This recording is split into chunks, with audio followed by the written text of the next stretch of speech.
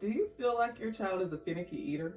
Or do they gag at very strange times when they try new foods? Do you often feel embarrassed by the fact that your child won't eat anything on the menu? Well, this video is for you.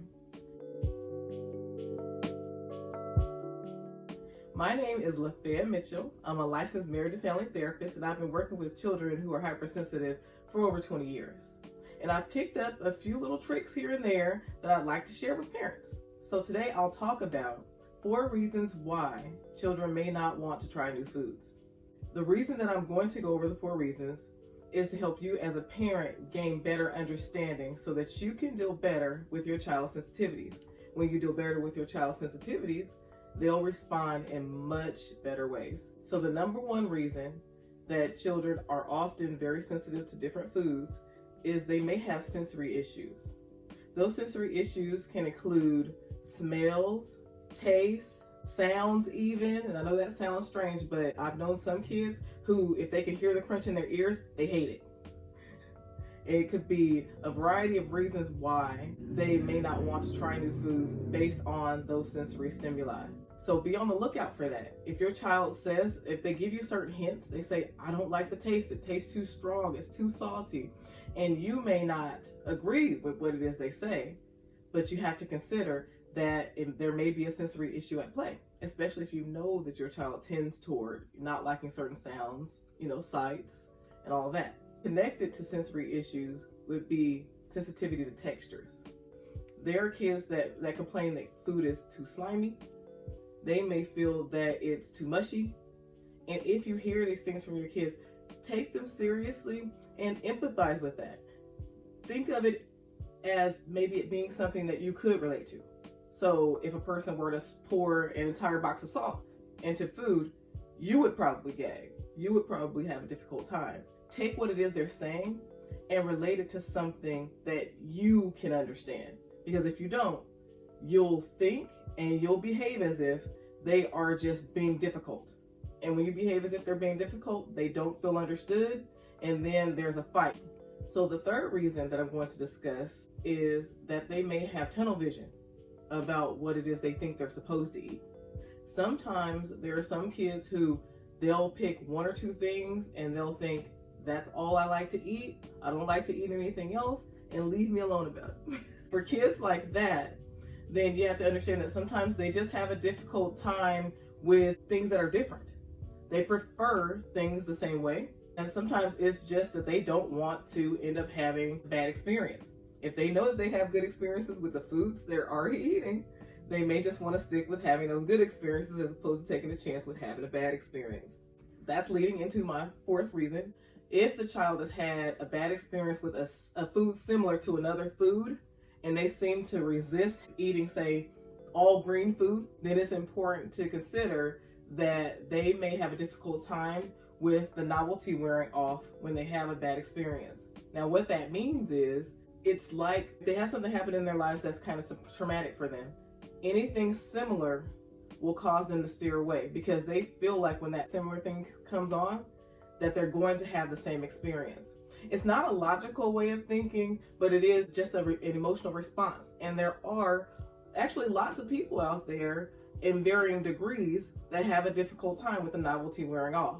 So sometimes that's something to consider as a parent, as something that may be going on with your child.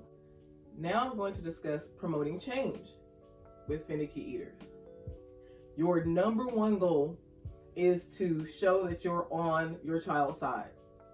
If you don't show that you're on your child's side, they will fight you tooth and nail because you are trying to force them, without even trying to understand them, to try new things that they are not willing to try, that they don't want to try. They don't want to have bad experiences. In order to decrease some of the resistance, it's really, really important to work on not being judgmental at all, really learning how to understand your child and show that understanding.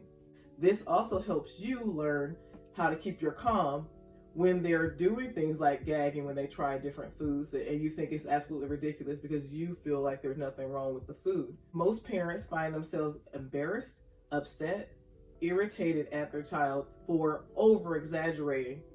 And in this case, it's really important not to see how they're responding as an over-exaggeration, but to try to understand it as being maybe an area of sensitivity.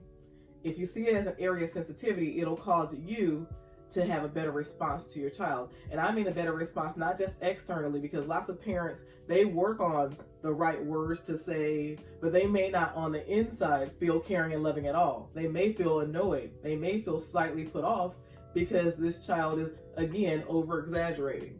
And so we need to really change that perspective in order for you to actually deal with your child more effectively. Now, the second part that I suggest that you try when you want to try to promote change for a finicky eater is to use slow and considerate desensitization.